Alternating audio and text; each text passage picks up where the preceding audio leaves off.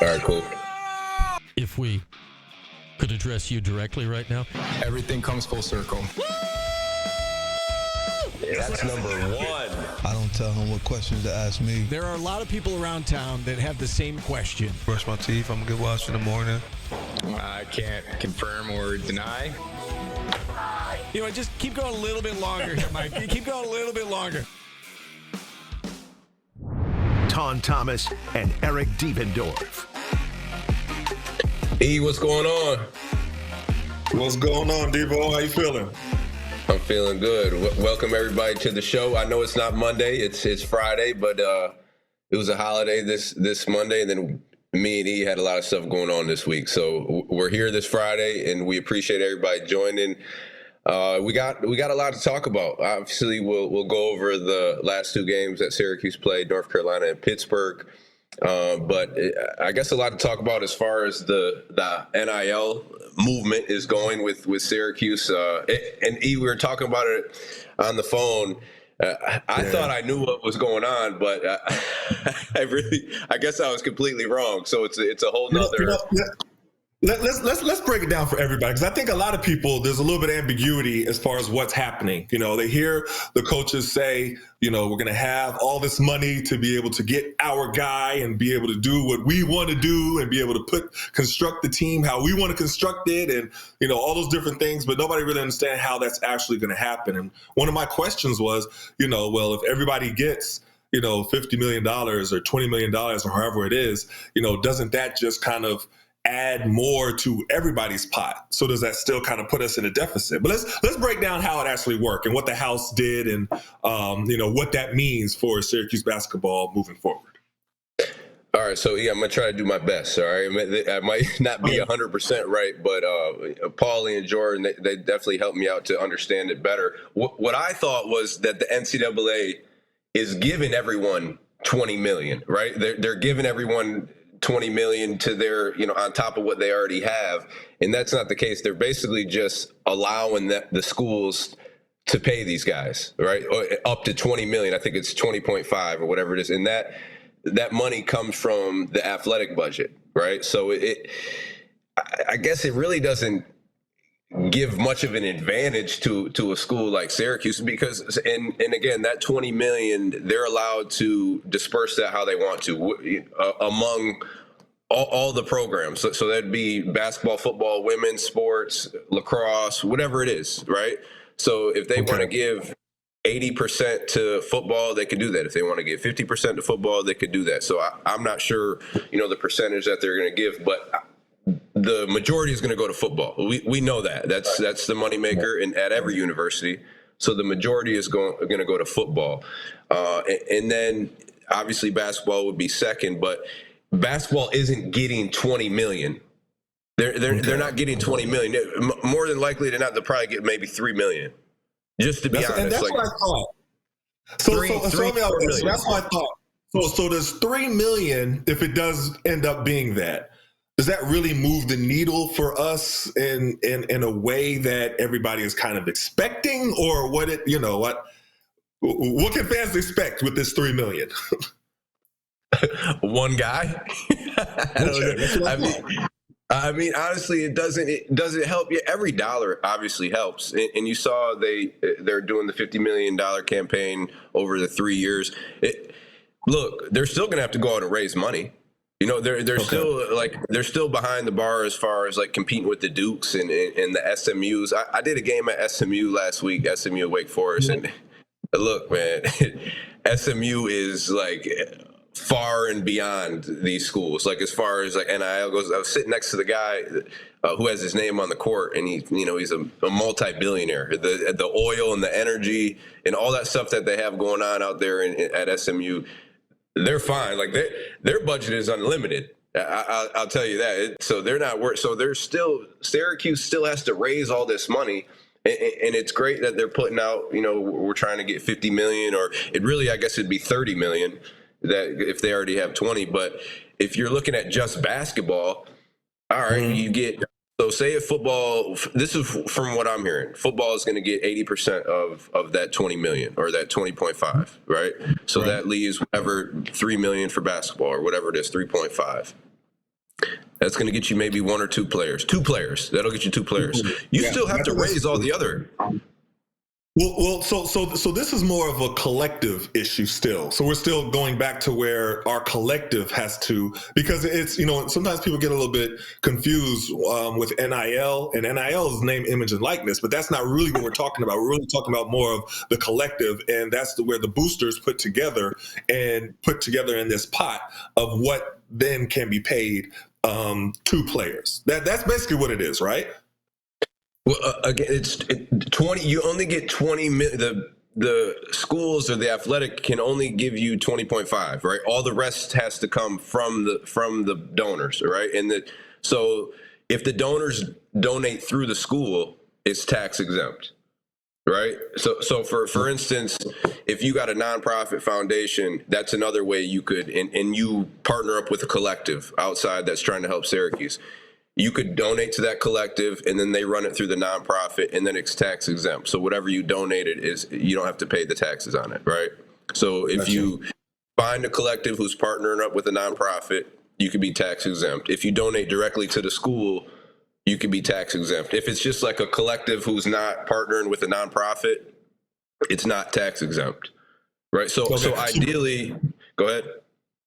But they still have to raise that amount of money in order for it to even be in the conversation. So we're not saying we're back to square one, but the entire issue with Syracuse's collective is that we didn't have enough, from the collective in order to be able to pay players. Correct. So even though that this amount is now made available through the school, that's great, but we still have the same where we have to raise it through the collective. So it's not exactly how, maybe it was being portrayed as being that we're just getting this lump sum of money that now we could just go and get all of these players. It's not quite like that. We still have to raise that amount, right? Think about this, E. You're probably getting 3.5 million. That's what basketball is getting. Everything else has to be raised just how it is right now. So the school is giving you 3.5 million, and that's not a definite number. I don't know. It could be more, it could be less, right? But that's what you're getting. So all right, you get 3.5 million.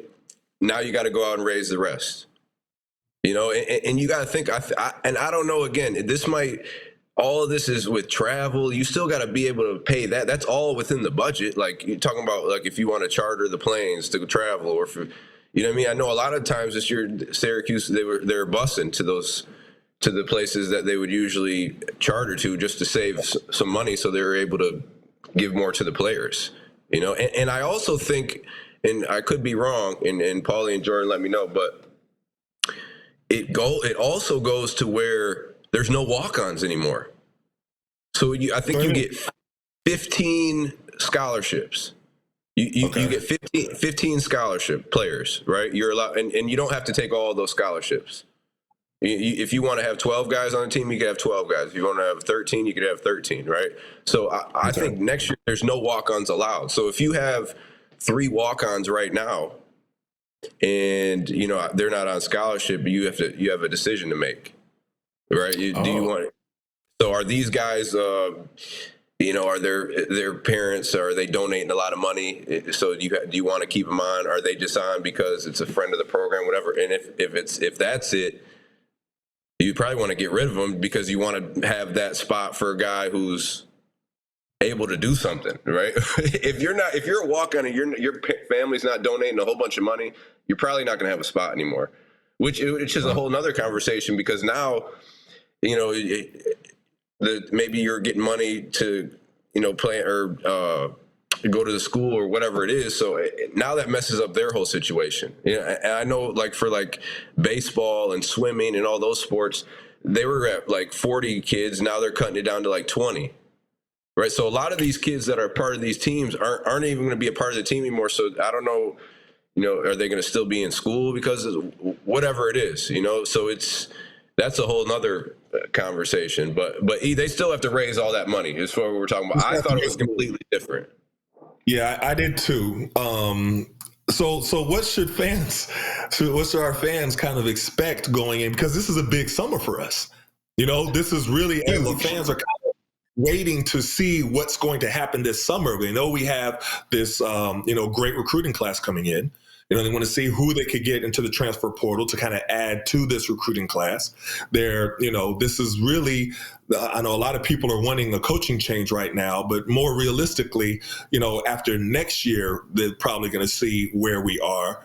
And that kind of be the barometer, and just realistically speaking.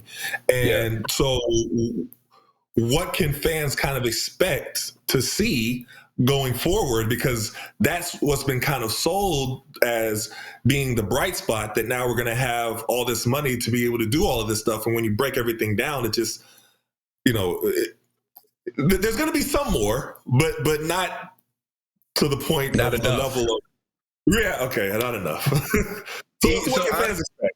What can fans expect? So for basketball, you have to have $10 million, man.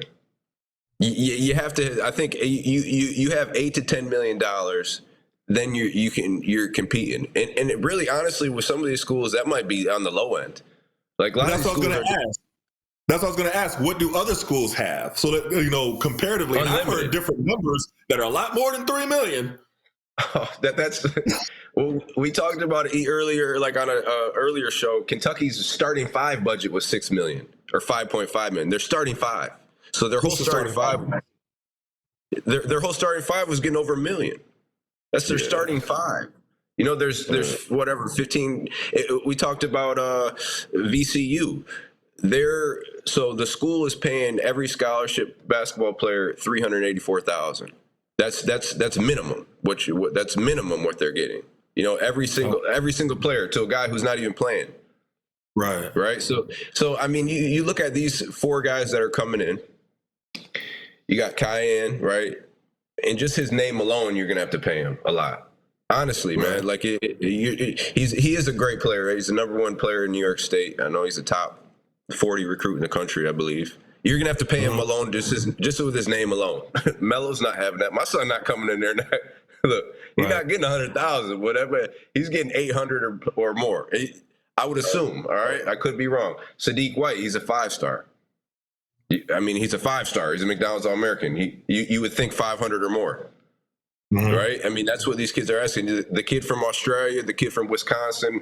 I mean, they're 4 stars, right? So nothing less than 250 for those kids. You know what I mean? Like that's for the 4 guys coming in. Now you got to retain a JJ Starling. You're not going to pay a freshman more than a guy that's playing at I want to say all ACC level. He won't make an all ACC team, but he's averaging 17, 18 points, right? You're not paying an incoming freshman more than him, right? Or a returning player for that fact. So realistically, just off of the players that you named, that's a lot of our budget right there. That's a lot. That's what I'm saying. I mean, just do the math. Like, what else do we have left after that to go get our guy, or to go get a big time player in the transfer portal? Like, what do we have left? I mean, because I think people do forget we have to pay the incoming freshmen. The incoming freshmen get paid too. Well, you don't have any money left if that's the case. Right. If you're working with that 3.5 million, you don't have any left. You don't have enough. I mean, you have to go get a center. You have to go get a point guard. Those are 2 guys. And look, I understand it's a good class coming in and all that, but you need transfer guys. That's the number one thing. I don't know if you heard Rick Pitino talk, and he said they're not even recruiting high school kids anymore. That's what he said, and that's just the way it is. Like because they're unproven.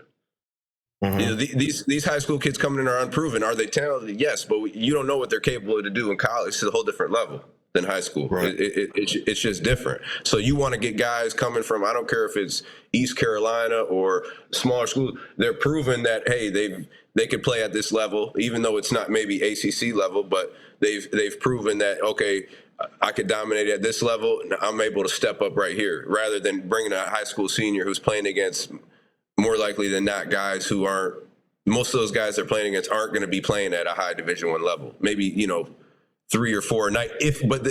When they're playing against those IMGs and those Oak Hills, those in their conference, they're not playing against those kids all the time at all. Maybe one other school in their conference has another Division I player or mid-major level guy. This era is all about the transfer portal, and if you're going to get big time guys, man, honestly, it's almost like $1 million plus now. We're talking about 500. That's low. That's on the low end right there. So I know we got to take a quick break, but let's continue. We got a lot to talk about this. Let's take a break and we'll come right back, finish it up.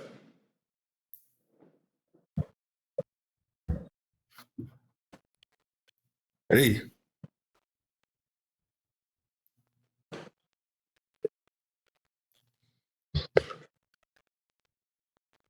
Mm-hmm. Yeah, that's what I'm saying, man. It's not even like so these guys' budgets, there is no budget for these schools. Like seriously. Had offered signed with St. John's. Yeah, we got 200 for you. But that's what everybody's gonna do. Like, who's not gonna do that? Yeah, that's the difference that you're talking about. 1.2, and you're saying, "Hey, we could give you 250," and like, who's gonna take that? Come on, man. Yeah. Regardless of how much they like you as a coach or not, what the X's and O's, look, that doesn't even matter anymore. Like, that's what I mean. Like, you can't have your staff has to be. It's not about how good of a coach you are. Yes, you want to have guys who know basketball, but what relationship you have with these guys who can bring in money? I don't care what type of relationship you have with the players. That's not going to cut it anymore. I don't care if they love you. Man, listen, 200 compared to $1 million. All right, I'm going this way. That's right. Just what it is.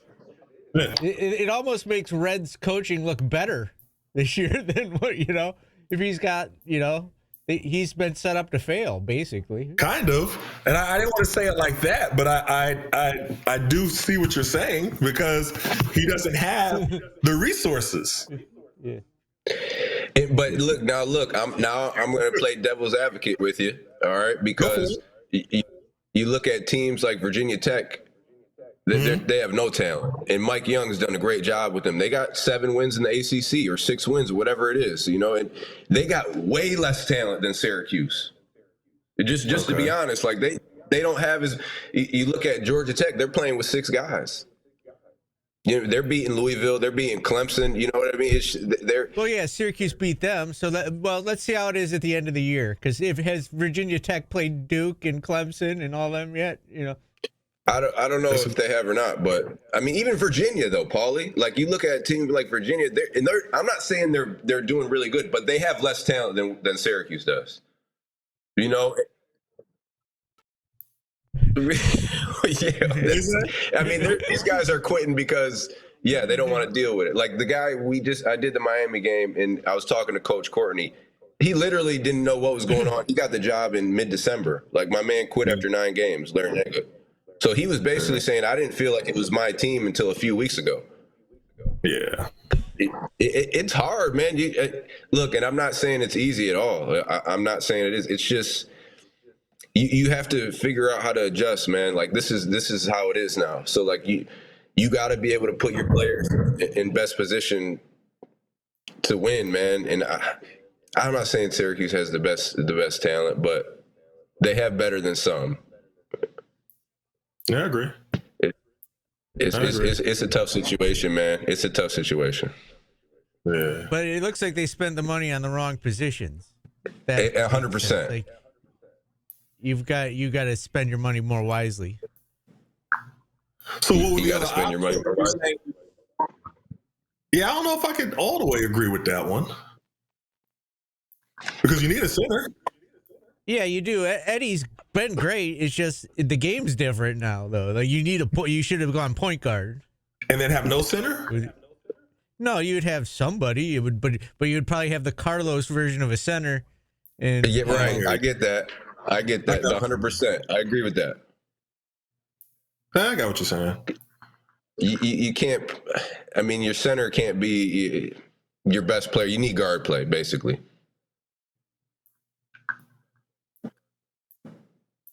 The and Devo Show. Here are former Syracuse standouts Etan Thomas and Eric Devendorf.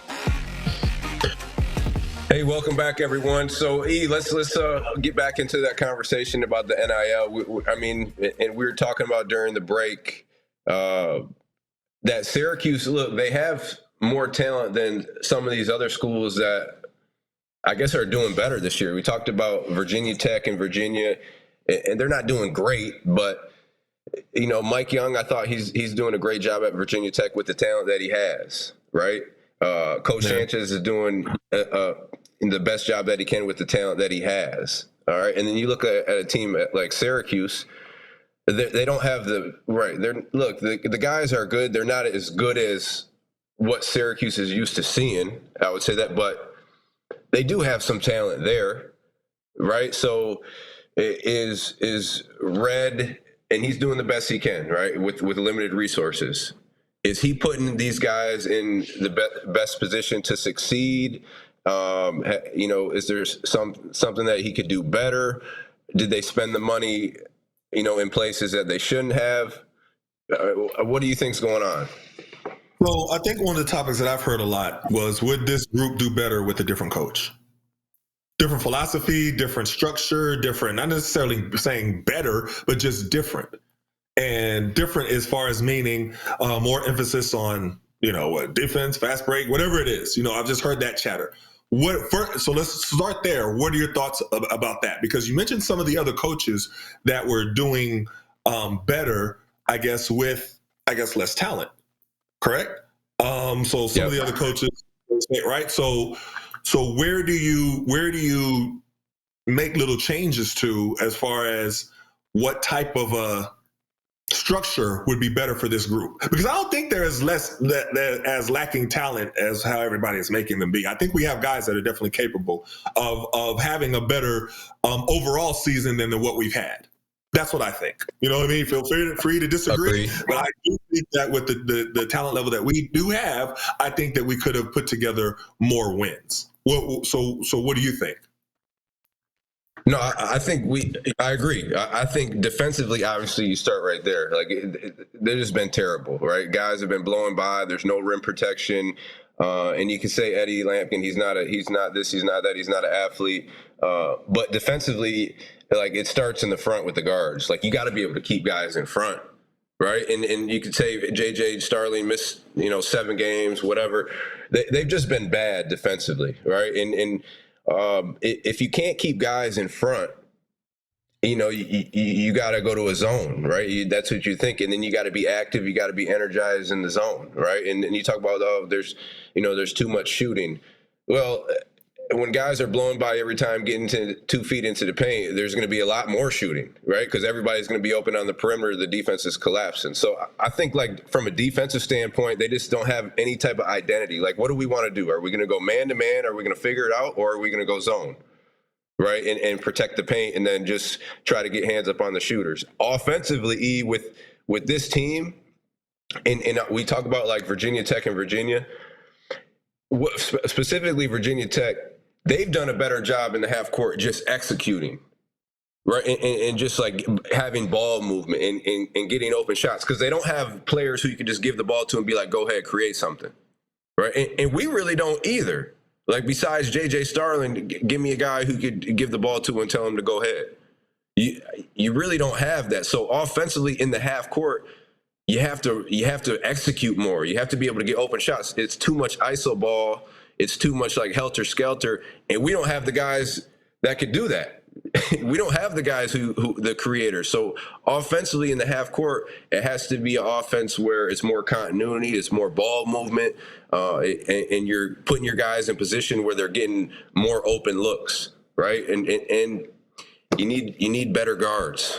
You need better guards around you. You need better shooting. But this is what we have. I just think offensively in the half court, it has to be better execution, has to be better ball movement. And then defensively, you got to figure out what you want to do. What do you want to play? You going to play man? You're going to lock in? You're going to figure out? You're going to play zone? I mean, it could be a combination of both, though. It doesn't have to necessarily just be one or the other.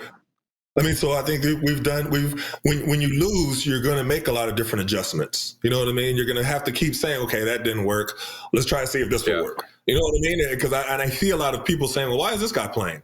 You know, I mean, well, why is he playing instead of this guy? Well, you know, he was giving you something on offense, but now he wants a little bit more defense. So then you make a change and you have a little bit of a boost in defense, but then you're not scoring as much. You know what I mean? Because the guy who usually scores more is on the bench now. And so it's I understand the tough position that Red has been in. I just hear the chatter a lot as far as saying, you know, what a different, because, you know, first of all, the head coach is the one that's going to get all the praise and all the blame. That's just part of the job. You know what I mean? So when the players play well, the head coach is praised. He did great. His strategy, his everything like this, all broken down. When they lose, everything the opposite, right? So I think that's part of it. But what my question would be is, you know, sometimes we see a little bit of the level of frustration in Red, where I don't think that we should necessarily be privy to that. That's my opinion. You know, yes. In some of the interviews, you know, post game, like, so the one time I think it was against Miami, and he said, "Oh, everything was terrible. You know, no defense and no lack of effort, a complete lack of effort, and that's why we lost." Questions, right? That's basically what he said. And then the next day he came, he said, "Well, okay, it wasn't that the guys aren't trying. We're trying. It's not that they're not giving effort." But I'm like, well, coach, you kind of can't do that. You know what I mean? You can't throw everybody. And so that type of thing, you know, and it's been a tough season. It's been a tough season. And there's been a lot of criticism from all sides. And I understand why the fans are upset. I understand why the fans are frustrated. I understand why the fans are even telling us that we're not negative enough. They're like, we're being too easy on the team. We're being too easy on coach. You know, that's some of the feedback that I get a lot. And I understand y'all, but we're trying to break down the particulars of what can be changed, like what we've done well and what we can kind of keep doing, or you know what I'm saying. We don't want to come on here and just say we suck. You know what I mean? That's what y'all do on it. Well, that's the easiest thing to do.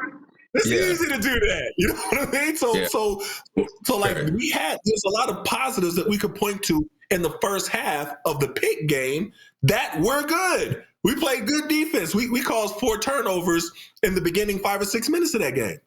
That's good. Chris Bell had a great game. He's been struggling all year shooting. He had a great shooting night. What did he hit? 7 threes? 6 threes?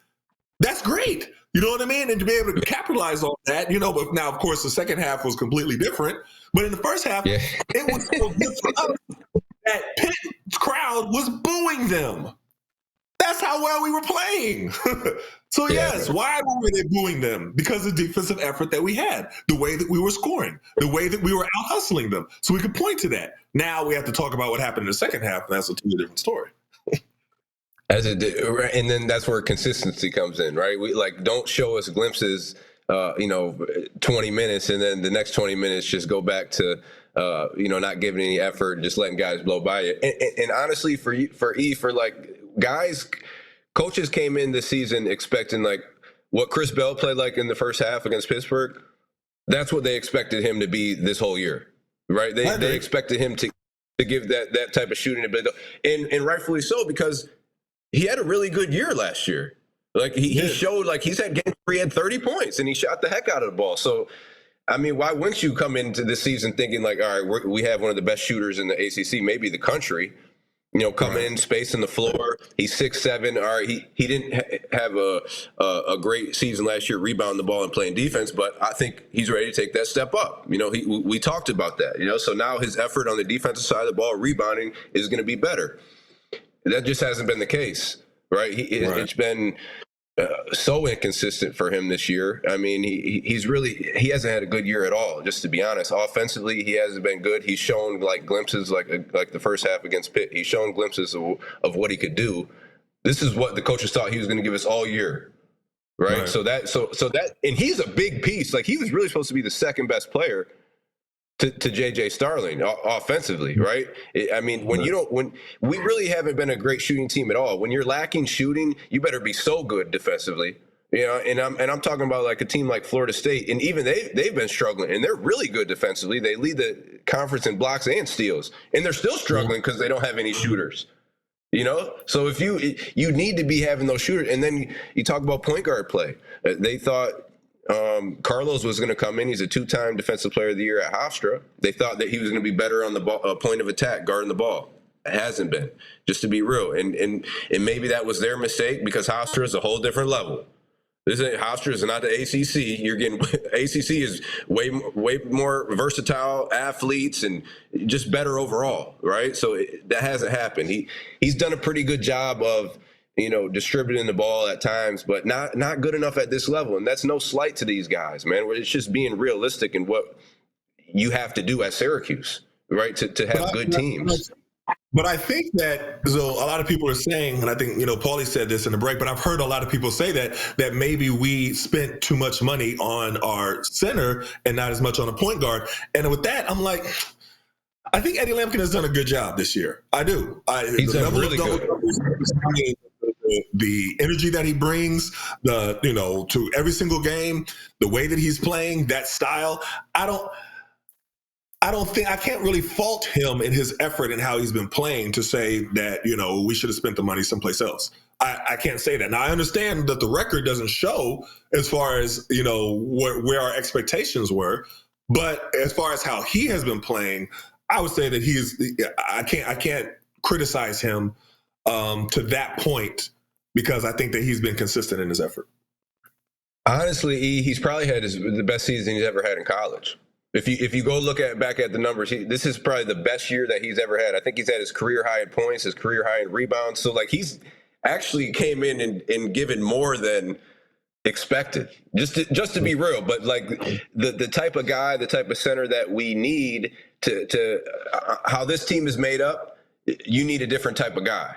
You need a guy who's going to be like an enforcer around the rim, a guy who's going to be a rim protector, block shots, a guy who's going to run the floor, a guy who could switch on pick and rolls. He's not that guy.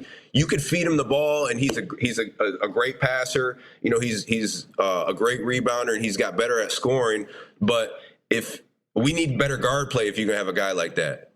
You know what I mean? You need a better point guard if you can. To win in college basketball now, in basketball period, you have to have good guards. I don't care how good your bigs are. If you have a really good big and not so good guards, you're not going to win. That's just how it is because they're just going to double down on your big, make him pass out to the guard, and you're passing out to a guard who can't make a play or can't make a shot. It doesn't even matter. You have to have a different type of. So I'd rather have a big who's a rim runner, a guy can catch lobs, who's going to block shots, who's going to switch on the pick and rolls, and then have a point guard who can make plays, get into the lane, drive and kick, hit the open jump shot if the guy's going under the pick and roll. I'd rather have that. You know what I mean? And that's no slight to Eddie Lampkin. He's had an unbelievable year, just to be honest. I think, like I said, probably the best year in his college career. But yeah. And you can't you can't say that they spent the money wrong on him. They needed a center. It's just, I think the makeup of the team, they had to look at that before they got him and be like, man, we have to have better guards. But let's take a quick break and come right back and we'll continue talking about it. Orange Nation. Pat in Syracuse. I was very interested in Jordan's shirt attire. You just have a fire shirt on. I just can't believe it. It looks like, what colors? Help me out here. It's like a light tan vibe. We got to talk about, I forget, Donnie Freeman being out too. That's a big thing. Yeah, that's true too. I mean, JJ was out 7 games. Donnie Freeman's been out, I don't know how many games, but it's been a lot of shifting too. I don't want to put it all on Red, man, but like you said, the head coach is the head of the snake, dude. You gonna get the brunt of the criticism. That's just how it go. That's how it is. You know what I mean? That's how it works. Hey, Paul, no disrespect. You watch it, man. I know. I hear you. I'm not one of those. I'm not trying to criticize. I'm just trying to speak how my truth. Oh no, I got you. But guys take it personal, man. Huh? Some guys take it personally. Ain't nothing personal now. Yeah. I just think he played well this season. You know what I mean? I do. But for real. He has, but in hindsight, it just isn't the guy you needed right now. Well, that's what we were saying. It's just not. If you're you have to have better guard play if you're gonna have a guy like him, man. You have to, like a dominant guard. And JJ's been playing good, but he's not a great shooter. So you could just it's things you could do if you're not, you just go like this in the lane, and then I don't know. You have to be shooting the ball. Hey, Paulie, did you get that clip I sent you? Yep, we got it. All right, so okay, cool. So I sent them a little clip of the PK Subban. But I do want to see what your thoughts are about it. You want to go talk into that now instead? We could keep going and talk about this the whole time. Yeah, let's try to talk about this. I mean, there's only so much. You know what I mean? Let's try to venture to this a little bit. Yeah, because this could be this could be for. No. Someone is asking in the chat a good question. I asked this yesterday on the air. How is it on the coaches that Chris Bell can't put the ball on the floor yet after 3 years? Like, you can't slide him. Like if he wants to play even overseas, he's got to learn how to dribble, right?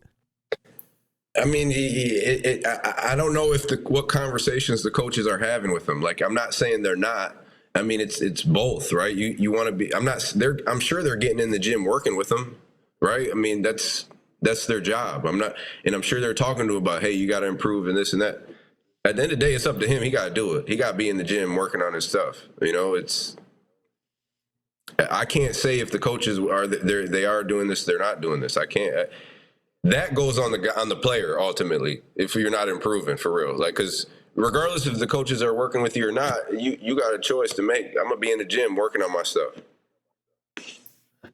I'll have a little bit different opinion. I think that a lot of times with the coaches and the way they drill you and what the assistant coaches especially are supposed to do, what their job is to be able to improve different players at different positions. You have specific position coaches. So if you have one player that the freshman year, they do this, well, what are y'all working on every single day when y'all do y'all individual workouts that you don't add something to their game? That's literally what your job is to do. So, I got to say, if you have any kind of deficiency or whatever it is, you have to look at the position coach specifically that he's working. I don't know who he's working with, but whoever it is, they work with him every single day. Well, I don't know who's working with the forward. Who's working with the forwards and the guard? I don't know. I mean, who is it, Paulie? Could you imagine if they could just slide him up to the 2 and let JJ, Who did the 2? Throw some of the ball in your hand. Right? Yeah, and who would be at the 1, JJ? Yeah. Man. We tried that a little bit in the beginning of the year, but it just wasn't. Yeah, he tried it. Right. We tried that. It just wasn't quite working.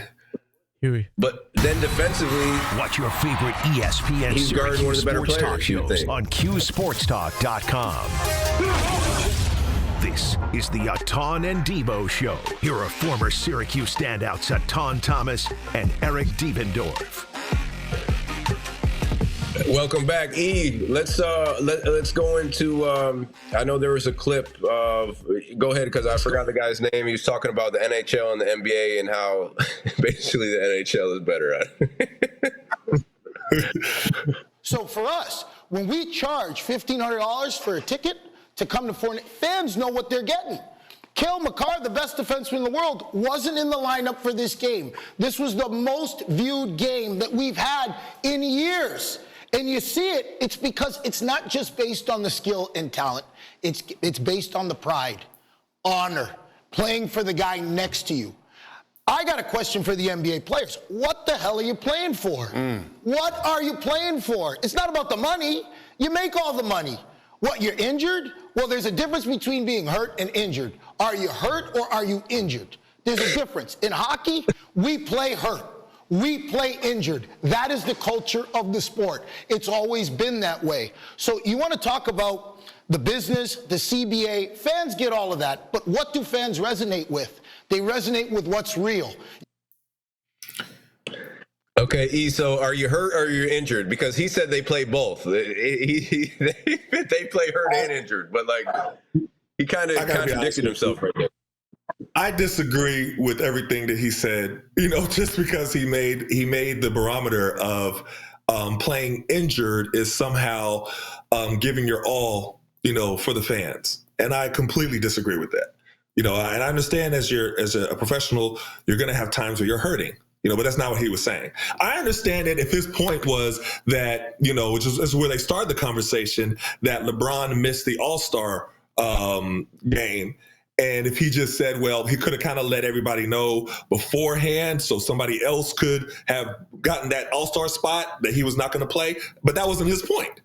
I could see if he would have said that the All-Star, players should have played harder to make the All-Star game better and more competitive. But that wasn't his point either. He took it a whole different level. And the NHL, we do this and we do this and we fight for our teammates and we're standing there for our brother and we give the fans everything that they can, and I'm like, wait a minute.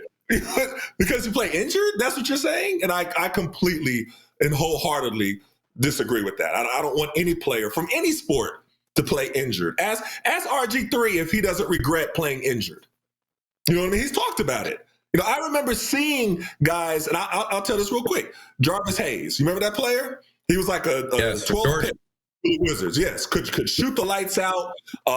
He was athletic as all get out, everything like that. Well, during our years with the Wizards, he had a hurt knee, and his knee was hurt for a while. I remember seeing GM Ernie Grunfeld convincing him to try to play. You know what I mean? Just give us 60%. Just give us 70%. The fans want to see you play.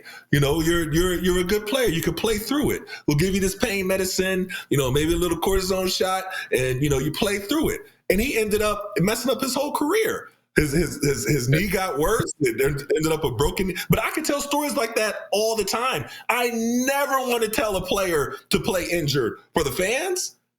Because the fans want to see you play? That's what you're telling me? Like his whole everything and comparing it to the NHL, I really disagreed with his entire point. Yeah, well, he got his little marketing piece in there real quick too for the NHL to try to get the NHL going a little bit more. I don't watch hockey at all. I'm just gonna be real. Like I know the Detroit Red Wings have always been good, and I'm from Michigan, so I'm gonna cheer for the Red Wings. But I don't watch hockey. I'm not gonna sit down, and I don't know who's paying $1,500.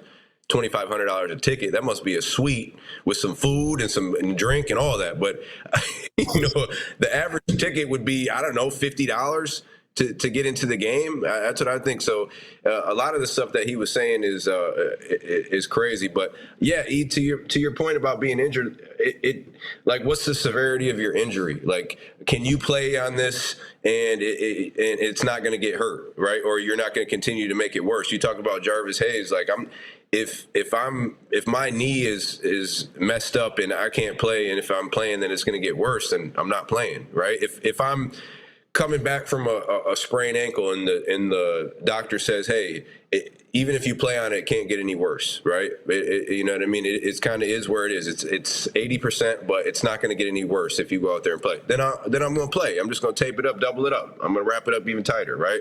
But if it's a chance of me tearing another ligament or messing up further, you can't play. Like, regardless of what my man was saying, oh yeah, you're tough. You're trying to be. You're showing them that you could play through things. Like, man, listen, I got a family to feed, right? I got a career that I want to try to make it longer than 1 year, right? I'm in this thing for longevity, because you're playing not for the first contract, you're playing for the second and third, right? And to be able to get to those second and third contracts, you got to be healthy. You got to try to be 100%, because if you're not 100%, you're not going to give everything on the court that you got. You're not going to be capable what you're really capable of.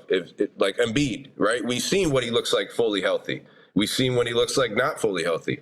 I don't know if he's hurt to where it's not allowing him to play. Or look, my thing is, if you're hurt and you can't play, don't play. But if you're playing in back-to-backs and you're just trying to rest your body, that's a whole nother thing. right? You got to play. To your point, though, you mentioned Embiid. We saw Embiid dragging his one leg up and down the court, trying to, do things. Remember when he was playing in the playoffs and his whole side of his face was not moving? Obviously, he took something to try to get pain pill. Look, I've seen guys really be shot up with all these different things to be able to play the big game because the fans want you. I'm like, no, if you're injured, go sit down. You cannot. You hear those notions like, remember, you would see written on the wall, like locker rooms or something like that, pain is weakness leaving your body or stuff like that. I'm like, no. That's the type of mentality that gets. So all you had to do is go and see like Retired Players Association and see the players from the 80s and the 90s who the 80s and 70s who they always glorify, that played through everything. They say how, this player played with a broken this and Pistol Pete played with a hole in his heart, and they tell all these crazy stories, and you see these guys and they can barely walk and they're my age. And they're my age. Right. They can barely walk. Yeah. So why PK, is saying all this different stuff that the players owe this to the fans and all, show them those players that did that and played injured and now they can barely move and they're in their 40s.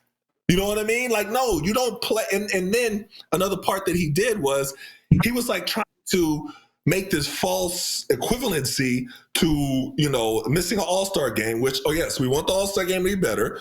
But then he said, us NHL players, we had this pride in our country, and sometimes you have to fight for your country. And I was like, now you're making it something different. You know what I mean? Yeah, Did they just win a gold for their country? Now you're trying to question their patriotism. Now you're trying to question all these different, coded language and things like that he's into. It's like he went there with an agenda. And I was like, what are you trying to do, PK? Like, what is your real agenda here? Your agenda is really showing that you're trying to do something else. Like I said, if it was just that you want the all-star game players to play harder, everybody can agree with that. You know what I mean? That's easy, but don't make it something that it's not. No, you're right. Let's take a quick break and we'll come back and finish the conversation. Former Syracuse basketball player Etan Thomas. Are we to 55, right? I play injured every day. 4 minutes, dang.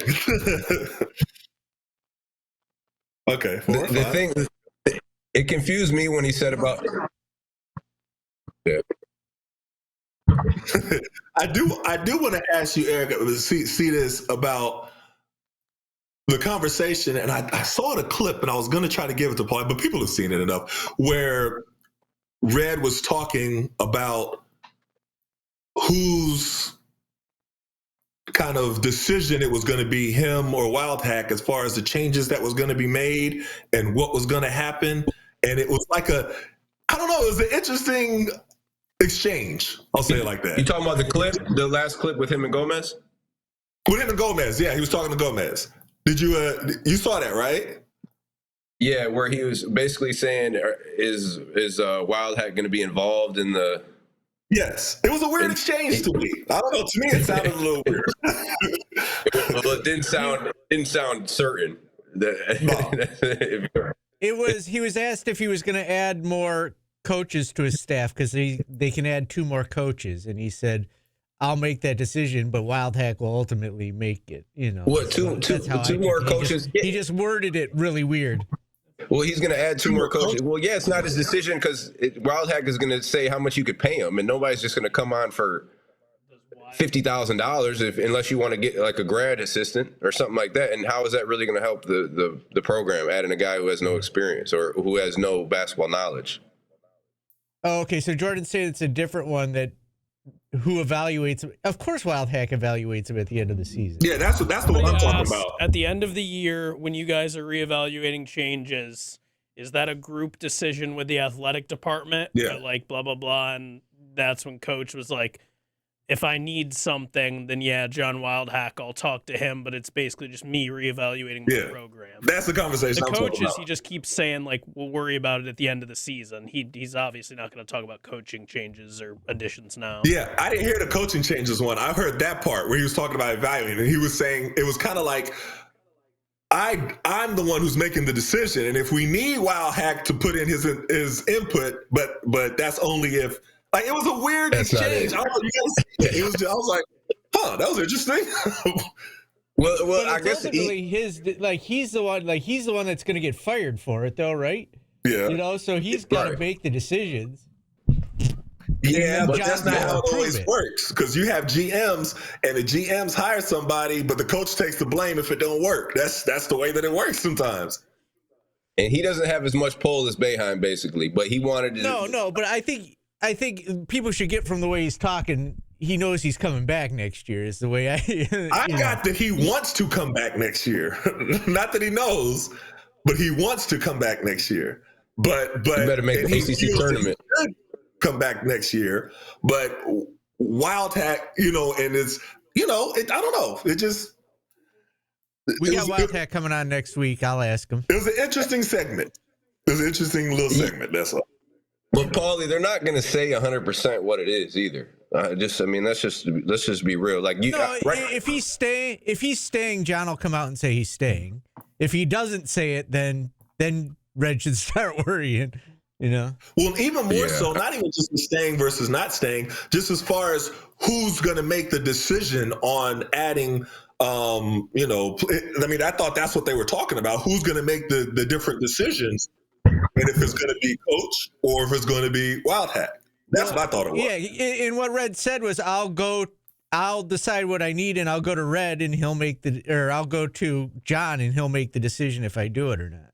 But now that budget takes away from the paying the players, because that comes out of the same budget. If you want 2 new coaches, you want better players.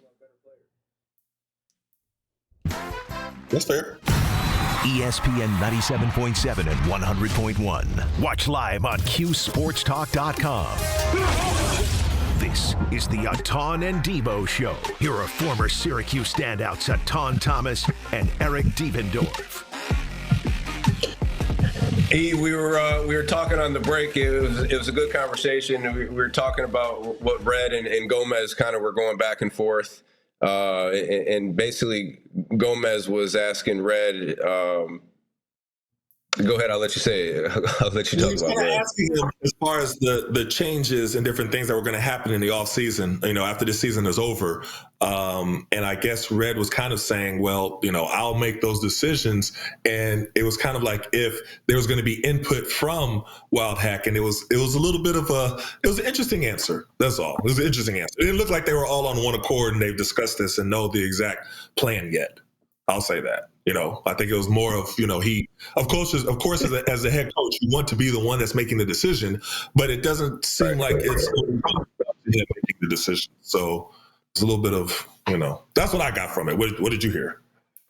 Yeah, it didn't seem certain. It didn't seem like when you say something and you're certain, it's a little bit of confidence that exudes, right? I didn't feel that that confidence coming out of him when it was a little bit of stuttering. And so look, again, like when you're the head of a program, you're the head of the basketball program, you want to feel like it's you're doing, right? Like you have control of that. And I just think right now that may not be the case. Like you're going to have to go through it. Look, you haven't been there for 50 years. You're not a Hall of Famer.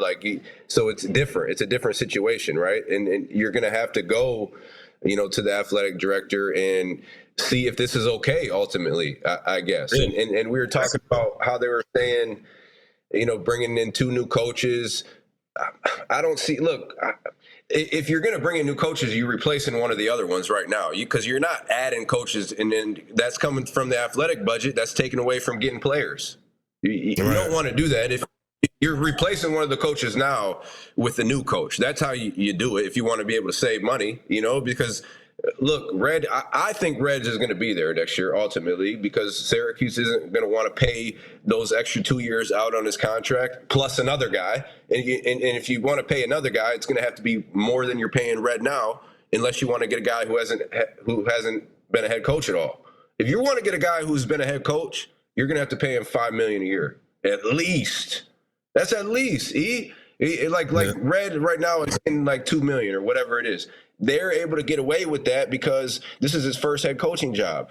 they could get away with paying Fran Brown $3 million right now. That was his first head coaching job. Fran Brown just won 10 games in his first year. That's only going to go so far. You don't pay that man going forward, he's out of there. That's just how it is. Do they want to? They fire Red. Do they want to pay those 2 years? That's $4 million, right? You're paying $4 million plus you're paying another $5-6 million, right? So you're paying $10 million. 1 minute, right? It's just it's a lot.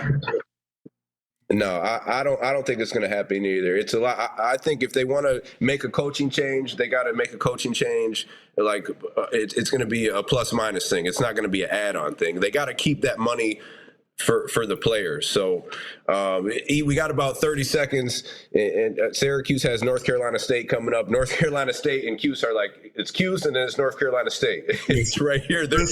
It's not a lock for the ACC tournament right now. Give me your thoughts. We got to win this game. We cannot lose to NC State. We cannot. If we lose to NC State, we're probably not going to be going to the ACC tournament. That's basically what it boils down to. We cannot lose to NC State. So that there's nothing else that needs to be said. We can't lose that game. You can't lose to NC State. I mean, look, it's not been a good year, but you want to be able to get into the ACC tournament. Last year, North Carolina State went on a run where they were playing terrible during the regular season. They ended up going to the Final Four. Can Syracuse do that? I'm not saying it's impossible, but it's not likely. But you can't lose to NC State. So, I thought it was a great show today, great conversation. I'm looking forward to next week. We'll see how Cuse does in their upcoming games, and we'll chop it up even further about what's going on. Sounds good. Great show. All right. Appreciate everyone tuning in. We'll see you guys next week.